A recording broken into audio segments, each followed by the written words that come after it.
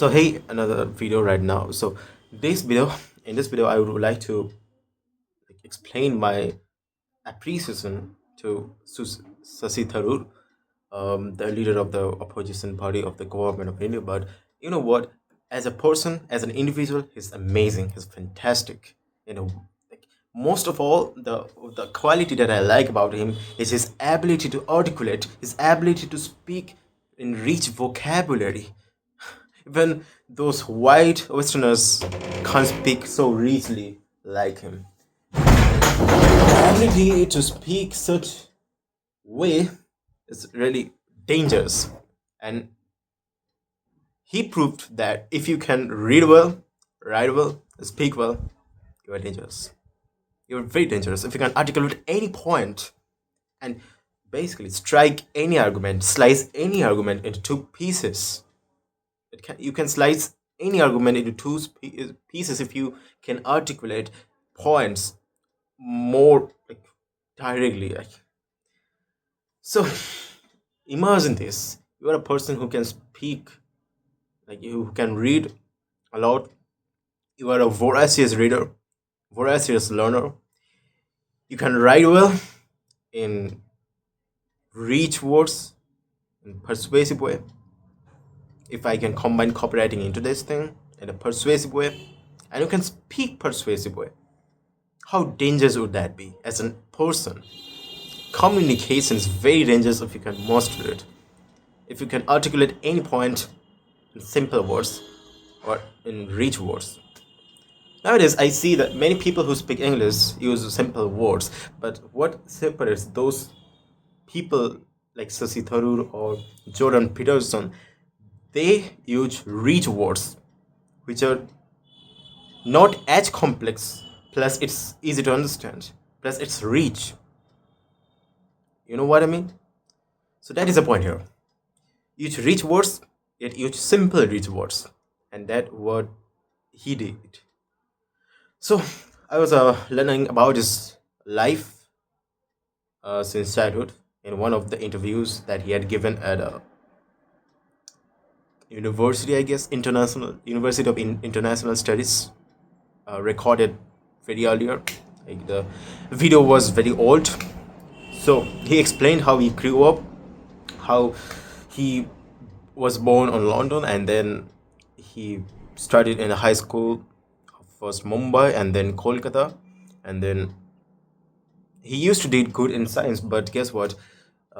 He was more inclined to history and literature. So his parents, and he was astonished. He was surprised to see the Indian mentality that every parent says that you have to learn science if you're good at it. He was good at that subject because he was getting good marks, because that's a skill of getting marks, as you all know. Now, their parents, their friends, their community supported him taking the literature, which is a privilege. Like, which is he was like appreciated the support that he got during early of the journey, right? Now, he was pursuing his liberal art degree. He was reading a lot of book. At his age, when every children around the age of 13, 12 use phone to play games, binge videos, and all those sort of stuff. At that age of his, he was reading books every single day. And at a certain point, he set a challenge to himself to read complete 365 books in 365 days. And he did it.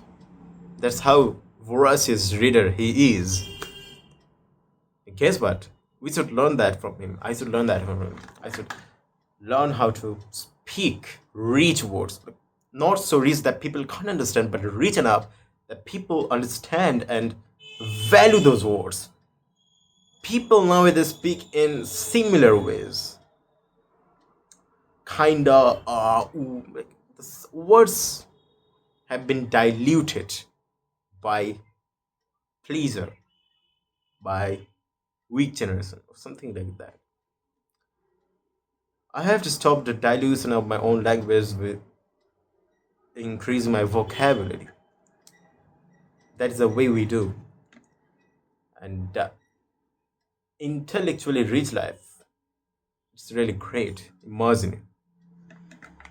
So, yeah, he has set a standard, literally a standard, to be actually, if you can read well, write well, and speak well, you're very dangerous. Isn't it? And I have to do that as well. I want to be like, I want to acquire traits like him, literally. So, I have to make reading a part of my daily routine, irrespective of my studies and copywriting side of no business. I have to make reading a priority and writing and speaking through these videos to use as much vocabulary as much as I learn from those books and use those new vocabulary in my own in my own videos. That is the case here. So let's talk about how Rishi Tharoor went to Australia in a news chamber or something like that, where people were questioning him about certain things about Indian history when Britain invaded India and Britain ruled India. So he exposed many things Britain did rashly with the people of India that they were never taught in their history books. They were never taught about the colonial history that Britain did. In fact, the England itself, the students of history in that country don't know a dime about the colonial rule in India. How badly deprived Indians were for their rules. Each and every Indians, whoever practiced the art of oven, oving, jute or silk, something like that, their thumbs were cut off because they are practicing to stop that art. And the fact alone that India was one of the richest country in the world, its resources were took away by Britain, by Winston Churchill, the dictator, that devil, and that has destroyed Indian to it to very ashes. And the fact that he emphasized the rise of great India from ashes, from dead ashes, has been tremendous. Now, people all around the world do not know about this colonial history, and they were like, India is poor country, you know. They have to know this one thing, that is, Westerners would be beggars in our countryland if this didn't happen. That is the truth. But guess what? We have to accept the truth that happened. We can't go back and change past right now. We should move forward, irrespective of the history. We should strive for a better future. And yesterday night, I was looking up to Subhash Chandra Bose, their speeches, not only that, but the diplomatic people that Prime Minister Modi has addressed to go all over the world, all around the world.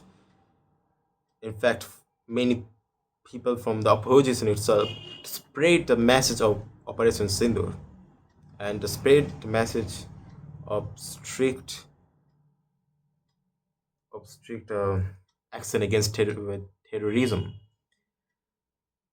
I was really impressed by the unity that our country has, irrespective of religion. Like Osa, like, I don't know the name, I don't remember the name of that Muslim member of parliament, but that person, Osasi or something like that. That person, literally, I was impressed with him. He increased the unity of India, even though he's Muslim. And guess what? I really like this idea of irrespective of your religion, we should be Indians. Like our identity is Indian first. That is the unity we are having right now. And I'm really impressed about that.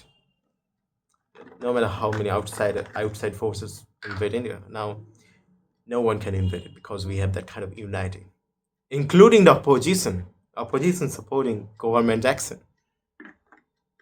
Yeah, Susi Tharoor was a great example of that. Guess what? We should continue to strive for a better country.